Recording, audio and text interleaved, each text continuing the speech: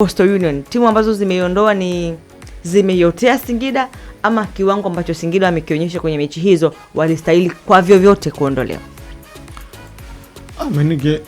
Nikiangalia kiuhalisia level ya Singida Black Stars na timu ambazo zimekuwa zikimtoa kwenye mashindano kiuhalisia naiona Singida ina wachezaji wazuri kuliko hizo timu. Wazungumzia hapo Coastal Union kwa mfano, mechi yao ya juzi Singida walikuwa mechi wameishika kwa maana ya kupata nafasi ya kuamua mechi. Walipata penalty kabla ya kwenda kwenye mikwaju ya penalty, lakini hawakutumia hiyo nafasi Singida Black Stars kuweza kucapitalize makosa ambayo yalikuwa yamefanyika na Coastal Union. Badala yake wakaipa nafasi Coastal Union ya kufika mpaka kwenye mikwaju ya penalty, then Coastal wakashinda. Lakini ulikuwa ukiangalia hata uwanjani kwenye mechi ilivyochezwa kabla ya kufika kwenye mikwaju ya penalty, Singida alitengeneza nafasi nyingi za kufunga kuliko Coastal Union. Coastal Union walicheza lakini hawakuwa na wakati mzuri sana kwenye ule mchezo kwa maana kutengeneza nafasi nyingi. Lakini Singida ambao walitengeneza nafasi nyingi, wao walishindwa kuzitumia. Kwa hiyo mimi ninaamini Singida kutolewa na Coastal Union imetokana na wao wenyewe kushindwa kuimaliza mechi mapema wakati bado wana nafasi. Kabla ya kufika kwenye mikwaju ya penalty walikuwa na nafasi, wametengeneza nyingi uwanjani. Golikipa wa Coastal Union kafanya kazi kubwa sana siku ile kuzuia mashambulizi ya Singida, lakini ndio hivyo, Singida kufika dakika za mwisho kapata penalty kakosa, alafu aenda kwenye mikwaju anatolewa. Kwa hiyo kiuhalisia unagundua Singida yeye alikuwa na nafasi ya kuiua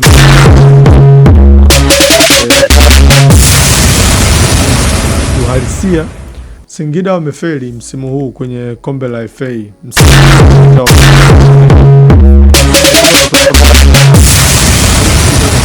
Hata kama kwenye malengo yao ya klabu pengine labda walijiwekea angalau kufika robo, lakini kwangu mimi Singida wamefeli big time, yani wameshindwa kupenya kurudi fainali.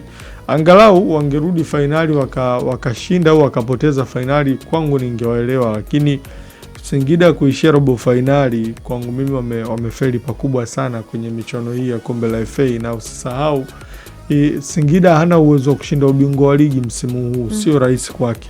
Kwa hiyo njia pekee yeye kumrahisishia ama kumhakikishia anapata nafasi ya kwenda kimataifa ilikuwa michuano ya FA, ambayo kiuhalisia amepoteza hiyo nafasi ya kupitia mlango wa kombe la FA. Kwangu mimi ndio maana ninasema Singida hawajafanikiwa. Wasubiri na waombee mabingwa wa ligi mmoja wapo ndo washinde pia ubingwa wa FA, alafu na wao wenyewe ndo wakutane fainali kwa mfano.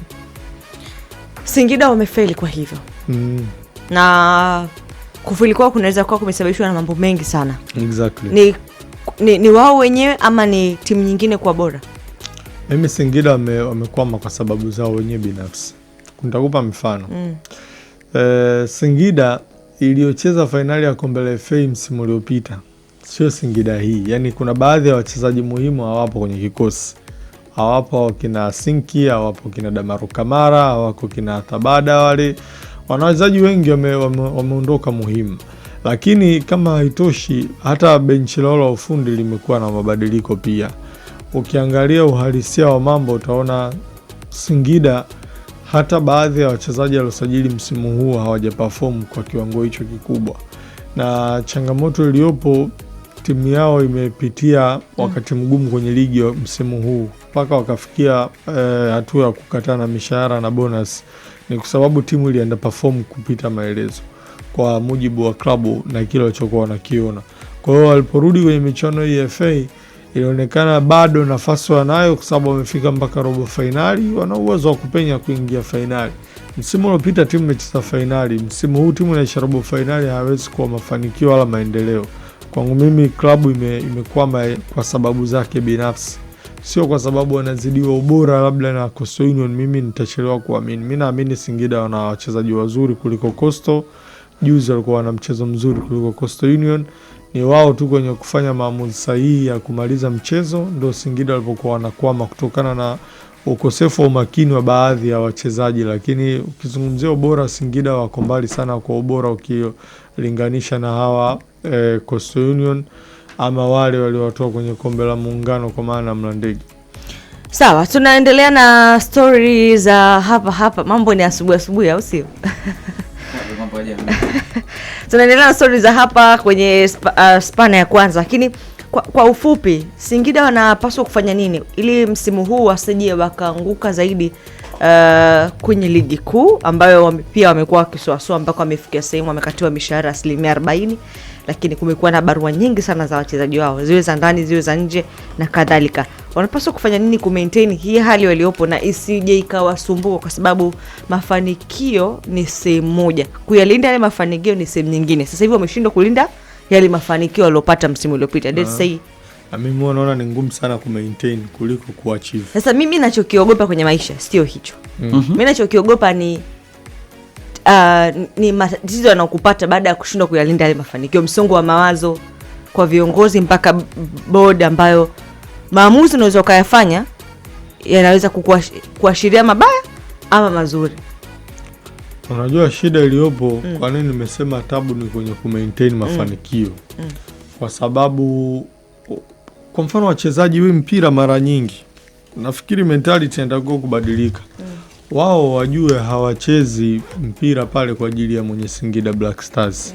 Yaani maisha yako ni wajibu wako yani. Kwa hiyo Singida wachezaji wanatakiwa wajue hata sasa hivi kwenye ligi wao hawachezi kwa ajili ya mwenye Singida anayewalipa mishahara. Wao wanacheza kwa sababu mpira ni kazi yao, ni career yao wameichagua. Kwa hiyo wasije wakafikiri mwenye klabu anawategemea wao wachezaji. Hapana, wao wachezaji wanategemewa na mashabiki huko. Wao wape furaha. Kwa hiyo matarajio yao wala sio kwa mwenye timu.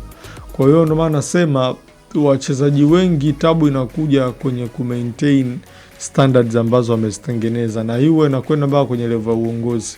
Uongozi wa Singida cha kuwalaumu mimi ni kwa sababu walishindwa ku maintain standards za usajili, walishindwa ku maintain standards za kufanya maamuzi kama timu ambayo inataka kukua zaidi ya msimu uliopita. Kwa hiyo mimi kwa maoni yangu Singida ni timu ambayo kama wanataka kwenye ligi wabaki kwenye right track, ni wachezaji wawe responsible wenyewe yani. Unaona kwa mfano walivokatwa bonus au mishahara, ile ni timu imewatengenezea mfumo wa uwajibikaji. Lakini yale ndio matokeo sasa baada ya kukosa consistency. Timu imeamua ikate watu mishahara. Kwa hiyo ule ni mfumo wamewajibishwa na klabu, lakini wachezaji individually mwenyewe unatakiwa kuwa na kitu ambacho kina kuguide uwe unawajibika. Do you think wana hao wachezaji? Baadhi wapo, baadhi hawana. Na hiyo sio kwao tu, hiyo inakwenda mpaka kwenye timu kubwa za Simba. Na huo mzigo mkubwa upo kwa wazawa au ni wageni? Kwangu mimi both. Kuna baadhi sema isipokuwa wachezaji wetu wengi sisi wazawa. Sijui huwa wana ndoto gani kwenye mpira wenyewe, siwezi kuwasemea, lakini kwa wachezaji wa kigeni kwa mfano wao unawaona wana determination, kwa sababu huko wanakutoka I think wanakuwa na maisha magumu, wanapokuja hapa hawana cha kupoteza. Kwa hiyo hata excuses hawana. Lakini wachezaji wetu wazawa ndio vile wanacheza, atataka lazima siku mchambue vizuri ili umhype, anasahau kwamba ule ni wajibu wake. Mimi kumsifia sio wajibu wangu. Sasa tukio lilotokea la Bakari. Exactly. Kwa mfano mimi binafsi nilikuwa nafikiria baada ya Mwamnyeto kuchomesha mechi ya Yanga na Dodoma, nilikuwa najifikiria kikocha unatakiwa kumpatia nafasi acheze. Ila nikaja kusikia mechi iliyofuata ya FA ambayo Yanga walicheza, Mwamnyeto hajacheza, ni yeye mwenyewe ndo aliomba asicheze kwa sababu hayuko sawa kisaikolojia. So tatizo liko hapo, mental strength ya wachezaji wetu wazawa ikoje, ya kiwango gani? Kwa sababu kiuhalisia mchezaji ukitoka kufanya makosa makubwa kama alifanya Mwamnyeto akuikosti team, then mental strength yake kama ni kubwa, na sijui nani wanaomsimamia mchezaji. Mfano sijui Carlos Mastermind alizungumza na nini, lakini ni vizuri mchezaji akajengwa kisaikolojia baada ya kukosea yani, kwa sababu mimi ninaamini Mwamnyeto amefanya mazuri mengi kwenye klabu yake anayoichezea, lakini kosa alilofanya limeonekana kubwa na kusahau na kufuta yale mazuri aliyofanya. Kwangu mimi ni mchezaji ambaye nilifikiri mechi ya juzi hakupaswa kukubaliwa kukaa nje, atakuwa acheze tena. Yani hauwezi kurekebisha kosa kwa kukaa benchi. Unajua at some point iliwaelewa makocha, kwa sababu kama mtu mwenyewe sidhani kama walimruhusu tu haya nenda. Aliomba mwenyewe. Aliomba, lakini sidhani kama alivyokuja kusema aliruhusiwa tu haya nenda. Nakumbuka statement ya Zawadi Mauya hapa ndani. Aliomba mwenyewe asiingie kwenye kipindi cha pili. Kama tunakumbuka alikuwa anasema hivyo. Kocha akamwambia hapana, alisema ni Cedric Kaze nafikiri. Sidhani hata mimi nikijiweka kwenye nafasi labda nipo sehemu na wagaidi watu. Sidhani mtu akija kuniambia kitu kwa sababu amekosea nitamwambia tu haya nenda. Ni kutowajibika kwa hali ya juu. Means labda utaongea naye, viongozi wataongea naye ambao wako juu yangu pia, si ndio? Labda baada ya pale unawaza labda huyu mtu kashagoma kabisa, means kwamba hata akiingia anaweza tena kwenda kutengeneza matatizo mengine. Ndio hicho ninachosema sasa, impact ya kushindwa kuwa na consistency inagharimu watu kuliko hata ku maintain consistency. Kama walikaa naye Mwamnyeto wakazungumza naye baada ya mechi. Yaani kama hawakumlaumu viongozi, walizungumza naye friendly na mchezaji akawapa opinion zake kutokana na simu alizokuwa anapokea, message lawama na nini. Kama walizungumza naye na wao viongozi hawakumlaumu, wakamjenga, wakamwacha wampumzishe, that's fine. Lakini kama imetokea kuna wakati mchezaji anakosea alafu anaadhibiwa kwamba lazima ukae pembeni utupishe, that's worse. Kwa hiyo sijui na sina uhakika kilichotokea baina ya Mwamnyeto na viongozi wake, lakini kama walimuelewa na wakaona anachokipitia wakamwambia pumzika au regain, kwangu mimi wala haina shida, ni kitu cha kawaida. Changamoto yangu Chisano ni hiyo ambayo naisema, ni nani alienda kuzungumza naye baada ya mechi na alizungumza nini? Hiyo ndo wasiwasi wangu, kwa sababu inawezekana kuna mtu ambaye anaaminika alienda kuzungumza maneno ambayo yalireflect kwamba Mwamnyeto yeye ndo mkosaji moja kwa moja. Unajua kama ni mashabiki tu, sidhani kama Mwamnyeto ni mara ya kwanza yeye kupokea message za mashabiki. Unajua mashabiki shida moja, na tunataka tuseme hapa public. Tunaonaga uwanjani wachezaji wakitunzwa pesa. Sijui tunaona wanaokoteshwa. Ule mtego mimi nauangaliaga tu sababu ni mtego. Baada ya pale kuna kitu kinafuata kwamba kuna mwingine anakuambia yeye namba yako ni kutumie kwa simu. Sisi tunaoje wachezaji tuko uwanjani tunaona hizo scenario. Unavotoa kwenye mechi ya kwanza, ya pili, ya tatu, na mkumbuke Bakari, huu ndo mtego mkubwa zaidi. Bakari juzi amefunga kwenye mechi hapa ya Kariakoo Derby. Na aliyofunga pale akawagaia mashabiki amani sasa. Pale ilitembea sana pesa. Yaani alipewa Mwamnyeto. Kwa mashabiki, yani ile furaha na nini na nini hivyo.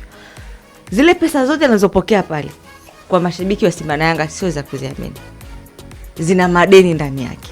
Inawezekana. Kwa hiyo wale watu ambao rate ya namba ambao wanakutumia message ikishafika zaidi ya 1000, ndugu yangu, kuna message nyingine huwezi kuzivumilia. Kuna maneno mengine kiukweli hata kibinadamu tu kawaida. Ningevaa viatu vya Mwamnyeto. Sijaiba. Hela zao amenipa nachukua. Alafu siku ile nimechomesha. Viongozi wangu sijui kocha tushamaliza kuzungumza. Zinaingia message za lawama. Simu nazima. Inahitaji watu kama hao sasa, kwamba hata manager pia ana pati yake. Ndio maana nasema hiyo si mweka pembeni. Mimi kwangu ningemshauri azime. Tuende kwenye dunia mpya afu mtakuja kutuambia.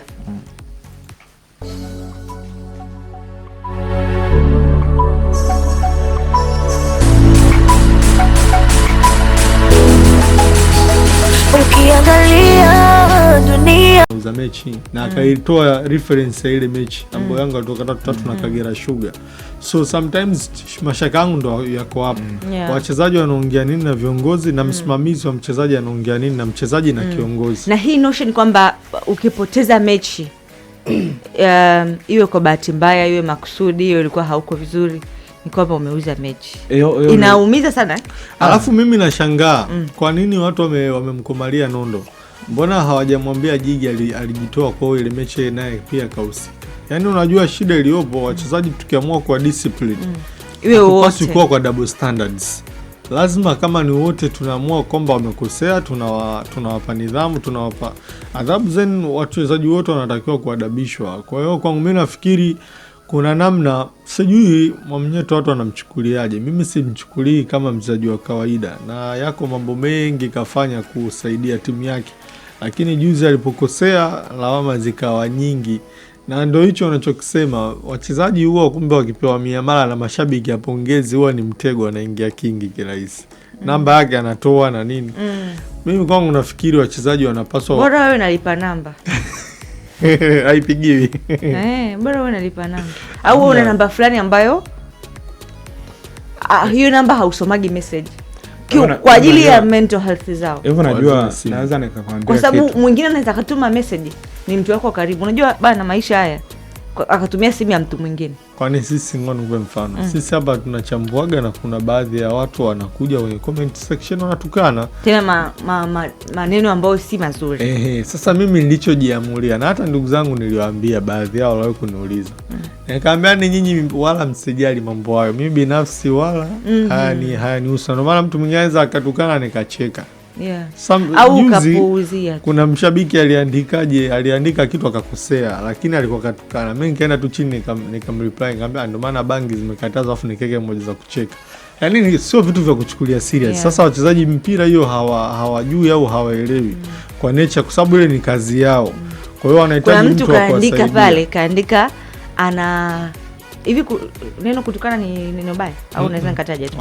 Anasema anatukana Mbappe itakuwa wewe. Yaani wamemtukana alafu wanamnyosha, yani wakamalizia kumwambia eti amesosa nini kwenye comment. Mimi nilikuwa nasoma unajua atukana Mbappe itakuwa iko Real Madrid. Unajua maneno ambayo unajua leo hii nimesahau kama juzi tukaokoa hapa. I feel sorry kwa Bakari Mwamnyeto kwa sababu ukiangalia hata mazingira ya goli la kwanza ambayo alijifunga alikuwa naenda kuclear ule mpira kwa namna ambayo huwa namuona akifanya clearance ile mara nyingi. Ni mpira ambao unakuja anataka kuruka tikitaka kuanua.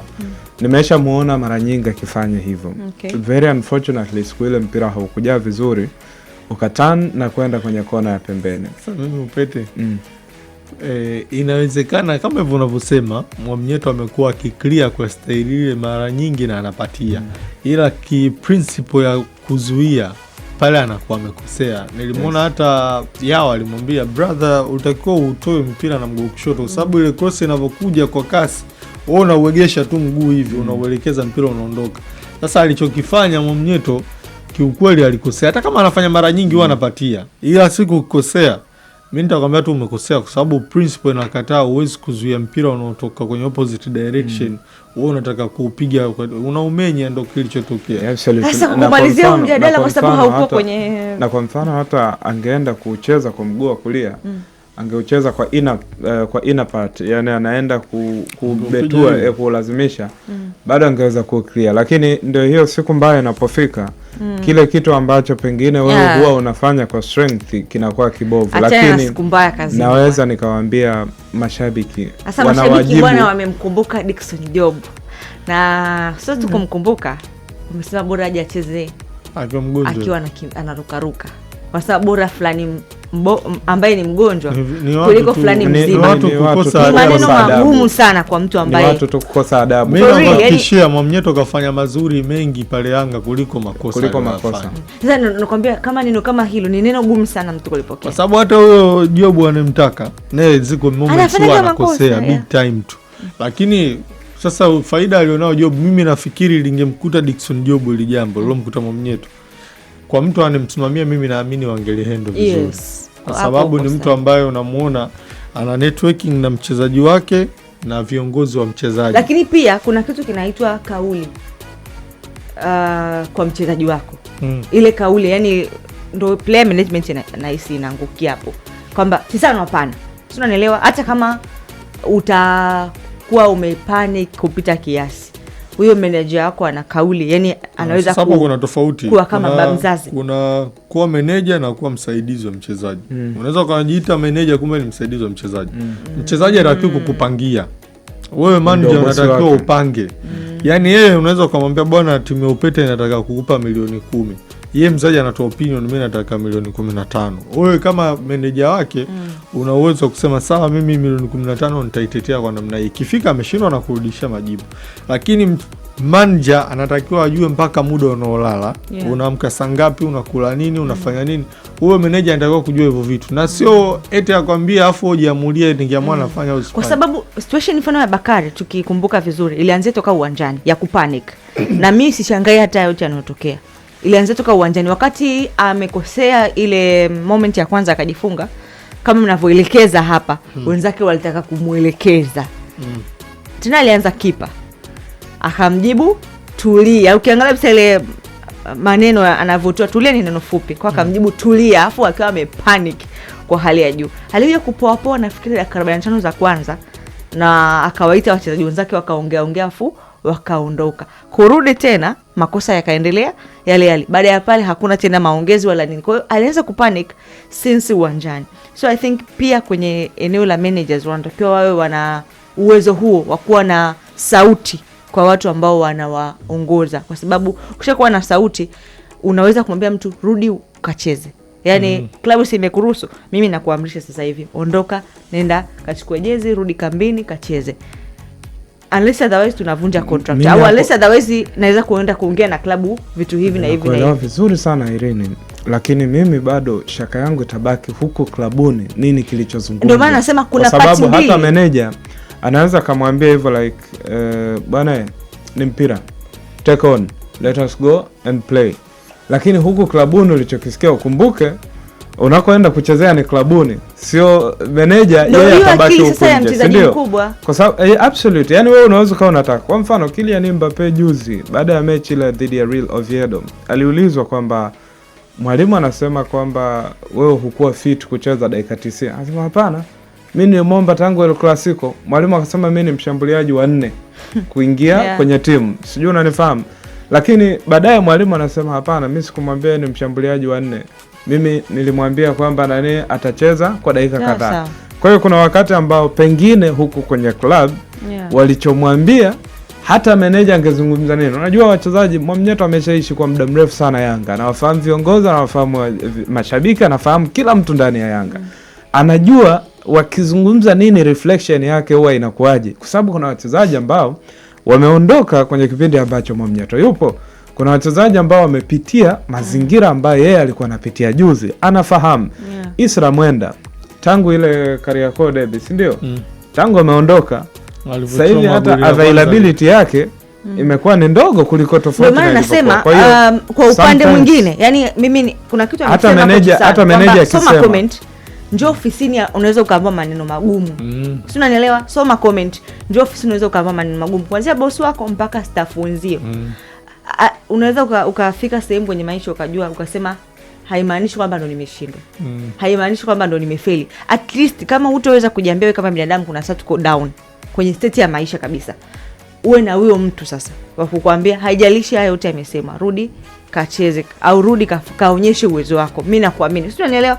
Kuna hiyo courage au hiyo kauli ya kiuongozi unaweza ukapata kutoka kwa mtu na ukarudi, kwa sababu mambo yanayotokea kwenye maisha bwana ni mengi. Ukifanya hivyo kwenye mfano labda ndo mchezaji mwenzio ku replace nafasi yako yupo kwenye mechi 3, nini kitatokea? Umeisha. Fitness umeshuka. Kwangu mimi nafikiri sasa changamoto pia kwa watu wanaosimamia wachezaji. Sijui kama huwa wanaongea nao wachezaji wao hicho kitu. Wanataka kumwambia mchezaji wako since day 1 anaanza kucheza mpira kwamba kuna siku utafanya mistakes zitaikosti timu, unatakiwa ufanyeje, yani utatakiwa kureact vipi. Sasa changamoto ilivyo, kuna vitu vinawatokea wachezaji alafu ndo vinakuwa kama introduction. Kama nimsikia Kelvin Nation, tumalize tu mjadala kwa sababu ulikuwa haupo kwenye kipindi siku ya leo. Nafikiri kesho tunaweza tukaweka pita. Sawa. Kama nilimsikia Kelvin Nation alizungumza kuhusiana na hili. Alifanywa mahojiano akaulizwa, nilitamani sana nitapambana nipate sauti yake tumsikie na sisi wote kwa faida ya wasikilizaji. Alizungumza kuhusiana na hili. Na by the way akakumbusha pia kwenye klabu hizi Simba, Yanga ni maeneo ambayo si rafiki wakati ukiwa na hali mbaya. Sasa unajua shida, mimi sijui ya wachezaji wetu, ndio maana na shida sana na watu wanaowasimamia, huwa wanawaelekeza nini. Inabidi utafute manager dunia nzima uweze Irene ukacheza timu kubwa afu pakawa pazuri ni vile unapata brandi na nini. Mzee, timu ikienda mrama utatukanwa. Mbappe kabla El Clasico alipewa ruhusa na klabu, aliruhusiwa akapewa mapumziko ya siku 4. Mbappe akasafiri na mpenzi wake. Mashabiki walipomwona wakamaindi azifu Mbappe ndo anayojumu Madrid. Yaani wanamwambia wewe hauko serious. Timu ina struggle huko, unakula raha na mpenzi wako. Sasa mimi nimepewa ruhusa na klabu. Mimi nimeuska vipi? Kwa hiyo always klabu kubwa yoyote ukicheza duniani huwa haiwezi kuwa na mambo mazuri tu unayoyafikiria wewe. Hamna klabu kubwa ambayo watu hawapati stress wachezaji. Na hata mimi nishasikia interviews za wachezaji wakubwa wengi. Wanakuambia bila mental strength kwenye timu kubwa haudumu. Casemiro juzi kafanywa mahojiano na Rio Ferdinand. Akasema Madrid kitu watu hawajui kitu special Madrid uwe hapa vizuri. Anakuambia unaweza ukawa uchezi, yani ni mchezaji mzuri, yani kuna sababu nyingi, lakini kama kichwani kwako hujawa mtu imara, anakuambia Madrid huwezi kucheza. Sawa, hii nafikiri wafikie wachezaji, na wachezaji wanaweza kumtumia Chesano kama managers wao. Na wewe unaweza ukawa managers kwa wachezaji. Hela mbele. Hela lazima iwepo. Na shida sasa wabongo ndo hiyo. Hivi unajua wana shida moja, nishakumsikiaga Ishmanula alisema ita wachezaji japokuwa yafanyi hivyo. Ila alisema mchezaji anakuwa anawaza, yani mimi hela nimpe mwanasheria, yani nimpe sijui. Nikuulize kitu, umeongea kitu kizuri. Ishmanula tukio lilomtokea kwenye kari yake hapa katikati. Angekuwa mwepesi asingeendelea. Hata robo Mwamnyeto halijamkuta. Hata robo. Ukiwa mtu sio imara aucheze kama Aisha. Unaweza ukapotea maisha yako yote. Si wapo wachezaji wameweza kupotea kwa sababu kama hizo. Mchezaji mmoja nilimsikia aliojua alikuwa anaitwa Said Banuza cheza Yanga. Cheza mechi na Al Ahly akapata wamefika kwenye mikojo ya penalty. Banuzi penalty yake akifunga Yanga wanatoa Ahly kwenye playoff. Banuzi penalty yake kagonga mwamba ikatoka. Banuzi aliisha. Kuisha habari yako. Na aliwaka msimu uliopita vibaya mno, lakini ndo kuisha habari yako. Maisha yake alishia hapo. Kwa hiyo unahitaji mchezaji uwe mentally una nguvu sana. Ni hata unamwona huyu, nikupe mfano huyu Chama ambaye anaimbwa. Chama anasemwa mara kibao, lakini unamuona msimu wa 2019-20 aliwaka sana. 21-22 akawa anacheza na Yanga. Akawa haifungi Yanga. Maneno aliyokuwa yanatoka kama Chama mwenyewe anasikiliza mwenyewe. Sasa hivi si upo Simba. Uko kwenye scandal zisha kutokea, Chama anauza mechi za Yanga. Si ndio hivyo? Akaambia kwa nini ufungi mechi za Yanga? Kwa nini hufungi? Yani imagine Chesano, you are top notch kwenye kiwango bora, alafu unajua kuulizwa kwa nini ufungi mechi fulani. Ni shida. Na ukifika kwenye mechi sio kwamba wewe ndio una perform vibaya, timu nzima labda imeperform vibaya.